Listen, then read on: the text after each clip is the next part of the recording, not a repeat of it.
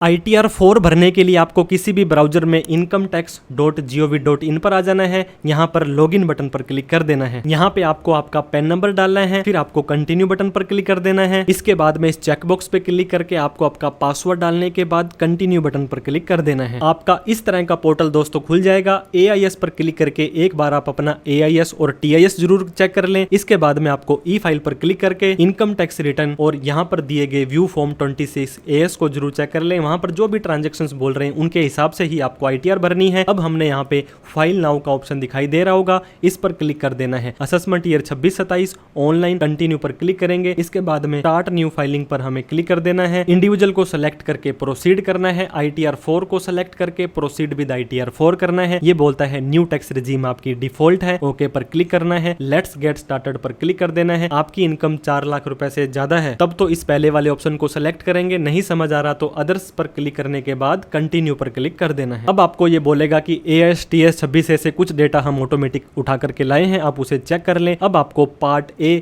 General information के ऊपर click कर देना है। नेम और एड्रेस को कंफर्म करने के बाद अगर आपको सैलरी या पेंशन की इनकम आ रही है तो वो कौन दे रहा है। दोस्तों प्राइवेट आ रही है तो अदर्स कर देंगे, क्योंकि हम ITR 4 में बिजनेस की इनकम दिखा रहे हैं तो आपको नॉट एप्लीकेबल करके ओके कर देना है। इसके बाद में ड्यू डेट से पहले भर रहे हैं तो यहाँ पे आ जाएंगे। पिछले साल में दोस्तों अगर आपने ओल्ड रिजीम में ITR भरी थी, 10 IEA का फॉर्म भरा था तो यस करके डिटेल डालेंगे, अदरवाइज हम नो कर देंगे। इस बार पूछता है कि ओल्ड में जाएंगे कि न्यू में जाएंगे, तो दोस्तों न्यू में 12 लाख तक माफ पर जाना है तो सिंपली आपको यहाँ पे नो रखना है। इसके बाद जितने भी बैंक अकाउंट है उन सभी को ऐड करके कंफर्म बटन पर क्लिक कर देना है। अब हमारी वीडियो का main part gross total income पर आ जाना है। सैलरी ये बोल रहा है कि आपको फीड करने के लिए नहीं देंगे। Income from business and profession, यहाँ पर एडिट बटन पर आपको क्लिक कर देना है। दोस्तों कैश सेल का 8%, ऑनलाइन का 6%, सर्विस रिसीट का 50%, 44 ADMA या ट्रक वाले यहाँ पे जा सकते हैं। अब हमने यहाँ पे शो डिटेल के ऊपर क्लिक कर देना है। ऐड अनदर पर क्लिक करके हम हमारे बिजनेस का नेम डाल देंगे और हमारे बिजनेस का क्या टाइप है दोस्तों नहीं समझ आ रहा तो 09028 यहाँ पे डाल सकते हैं, क्योंकि ये रिटेल ट्रेडिंग और अदर आइटम की हो जाएगी। यहाँ पे आपका क्या माल है, सेव बटन पर क्लिक कर देना है। अब आपको फिर से शो डिटेल पर चले जाना है। अब नीचे दोस्तों आपको यहाँ पे पूछेगा कि वैसे तो 2 करोड़ तक 44 AD में जा सकते हो,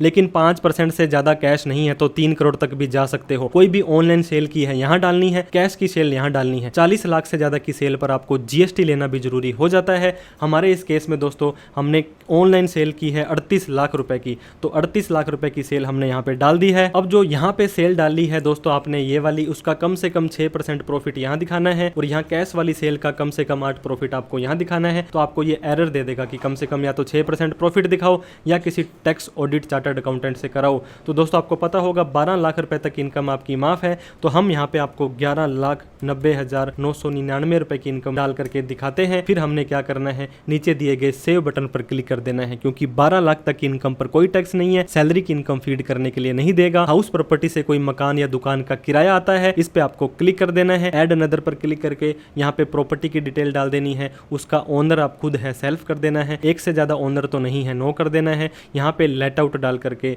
आपको रेंटल इनकम डाल देनी है। 30% की डिडक्शन आपको ये दे देने वाला है। तो बिजनेस हो गया। अदर सोर्स के अंदर दोस्तों ऐड अनदर करेंगे। आप सेविंग का ब्याज जो भी आपका आ रहा है वो यहाँ पे डाल देंगे। इसके अलावा भी कोई पार्ट टाइम इनकम आती है, ऐड अनदर पर क्लिक करेंगे। लास्ट के अंदर एनी अदर कर देंगे। यहाँ पर जो भी tuition income, job work income आपने दिखानी है वो डाल करके सेव बटन पर क्लिक करके कंफर्म बटन पर क्लिक कर देना है। अब दोस्तों डिस्क्लोजर एंड एग्जम्प्ट इनकम की बात करता है। आप वैसे तो अपनी बैलेंस शीट को जरूर बना करके रखें। इस तरह से दोस्तों आपको प्यारी सी एक समरी की बैलेंस शीट भी आपके पास होनी चाहिए, जहाँ पे आपकी कैपिटल, लोन, क्रेडिटर्स, आपके कैश, डेटर्स वगैरह होते हैं। इसका लिंक आपको चाहिए तो इसका फॉर्मेट आपको चाहिए तो आप डिस्क्रिप्शन बॉक्स में दिए गए लिंक पर कॉन्टैक्ट कर सकते हैं। अब हमने एडिट पर क्लिक किया तो दोस्तों ये सारा डेटा आपको यहाँ पे डालना है। कोई भी डेटा नहीं है तो जहाँ पर ये 0 लिखा है सिर्फ वो वाला डेटा डाल करके यहाँ पे लाइबिलिटी, यहाँ पे एसेट साइड में दोस्तों इन्वेंट्री, डेटर्स, कैश और बैंक की डिटेल डाल दें जो है। फिर भी कुछ नहीं है तो सिंपली आप 0 भी छोड़ देंगे तो भी आपका ये सेव हो जाने वाला है।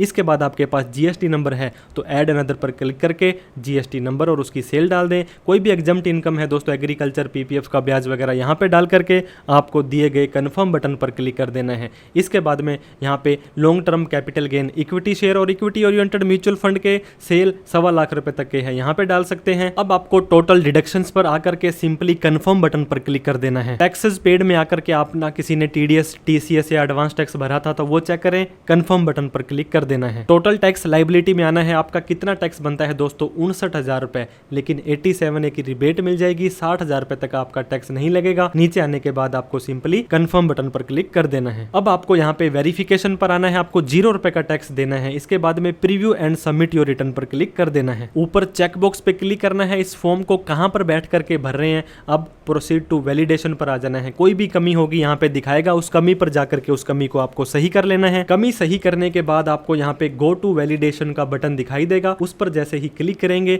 आपका वैलिडेशन सक्सेसफुल हो चुका है। अब आपको प्रीव्यू बटन पर क्लिक कर देना है। भरा भराया फॉर्म चेक कर लें, इसके बाद में वैलिडेशन पर आ जाना है। आपका वैलिडेशन सक्सेसफुल है तो अब ITR को वेरीफाई करना है। ई वेरीफाई नाउ पर क्लिक करके कंटिन्यू बटन पर क्लिक कर देना है। अब आपको इस आधार OTP वाले ऑप्शन को सेलेक्ट करके कंटिन्यू बटन पर क्लिक कर देना है। आई एग्री करके जनरेट आधार OTP कर देना है। आपके आधार कार्ड वाले मोबाइल नंबर पर एक 6 डिजिट का OTP जाएगा। उसके बाद ये पूछेगा कि आप सच में इस रिटर्न को सबमिट करना चाहते हैं, यस कर देंगे और आपकी ITR सबमिट हो चुकी है। किसी भी तरह की प्रोफेशनल हेल्प आपको चाहिए तो दिए गए नंबर पर कॉल, मैसेज, व्हाट्सअप कर सकते हैं। वीडियो अच्छी लगी हो तो लाइक, शेयर और सब्सक्राइब करना ना भूलें। Thank you so much for watching this video. जय हिंद, जय भारत।